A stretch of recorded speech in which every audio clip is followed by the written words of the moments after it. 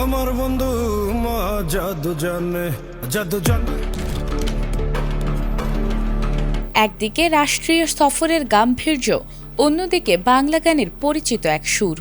পর্দায় ভেসে উঠছে দুই দেশের গুরুত্বপূর্ণ মুহূর্ত, আর পেছনে বাজছে আমার বন্ধু মহাজাদু জানে। হঠাৎ এমন দৃশ্য দেখে অনেকেই যেন দ্বিতীয়বার চোখ মেলেছেন। আন্তর্জাতিক অঙ্গনে কূটনীতির আনুষ্ঠানিকতার মাঝে যখন ভেসে আসে প্রিয় একটি বাংলা গান, তখন তো সেটি আলোচনার কেন্দ্রবিন্দুতে থাকাই স্বাভাবিক।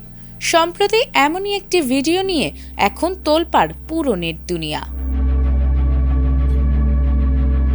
বাংলাদেশের প্রধানমন্ত্রী তারেক রহমানের মালয়েশিয়া সফর নিয়ে প্রকাশিত একটি ভিডিও এখন সামাজিক যোগাযোগ মাধ্যমে বেশ আলোচিত।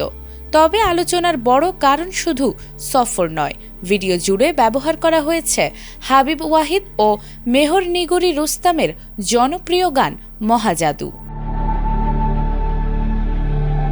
মঙ্গলবার সকালে মালয়েশিয়ার প্রধানমন্ত্রী আনোয়ার ইব্রাহিমের ফেসবুক পেজে প্রকাশ করা হয় 2 মিনিট 40 সেকেন্ডের ভিডিওটি। প্রকাশের কয়েক ঘন্টার মধ্যেই সেটি লাখো মানুষের কাছে পৌঁছে যায়।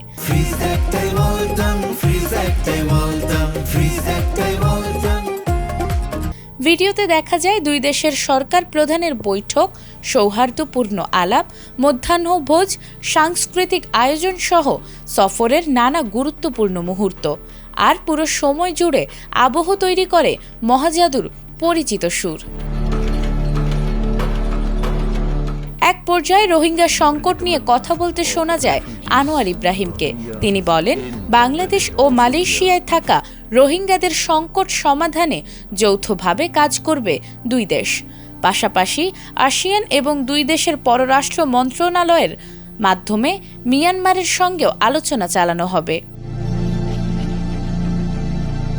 সফর ঘিরে আরেকটি বিষয় নজর কেড়েছে। যৌথ সংবাদ সম্মেলনে আনোয়ার ইব্রাহিম জিয়া পরিবারের সঙ্গে তার দীর্ঘদিনের সম্পর্কের কথা তুলে ধরেন।